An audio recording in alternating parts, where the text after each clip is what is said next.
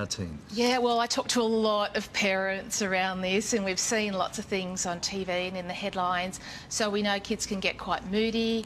Parents are really worried that the kids are playing more aggressively if they've been playing a violent video game, locking themselves in their room, quite isolated socially. So they're big key things. And then that has knock-on effects for younger children. It can affect their language development, their social skills as well. So there's lots of far-reaching effects from that as well. Does it matter what kind of games they play? Is there a certain preference for what they should be playing? Yeah, that's absolutely the key. So it's how much they play, but mostly it's what they're playing when they're on that game.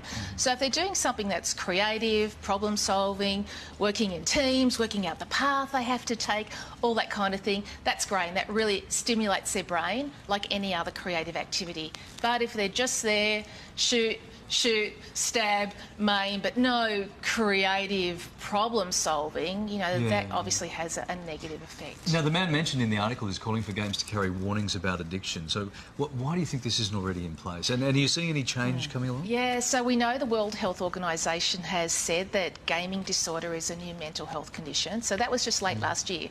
But, you know, not without controversy. So the American Psychological Association and other big group are going, no, that's ridiculous. You can't call gaming disorder a health condition because we just don't have enough research.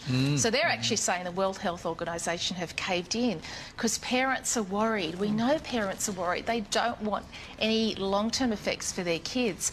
And they're saying they've just called it too early. We need a lot more research. The person in the article was playing, as we mentioned, 7 hours a day, every day for 3 years. Now, most kids wouldn't clock up, I guess, nearly that much time. But how much is the right amount of time? How much is too much? Yeah, well, 7 hours per day, every day for 3 years, way too much. And any child who's wanting to spend that much time in their room on a video game day after day, there's other factors that must be feeding in. Maybe they're unhappy at home, unhappy at school.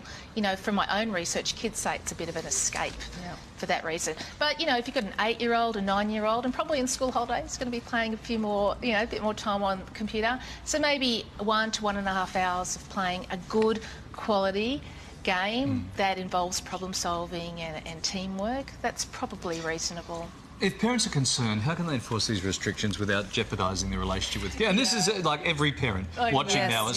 How can I do this? Because I know there's a healthy amount of this and an unhealthy amount of that. So how do we do this? Because you've got to pick your fights, right? That's right. And you don't want to have an argument every single day about the video game. So one is allow some time, a reasonable amount of time. 10 minutes on a video game isn't a reasonable amount of time. It might take them that long to get onto the game. So, you know, an hour to an hour and a half, primary school kid, you know, 8, 9-year-old, that's fine. But also plan other things. So you're calling them off the video game. OK, time to get off.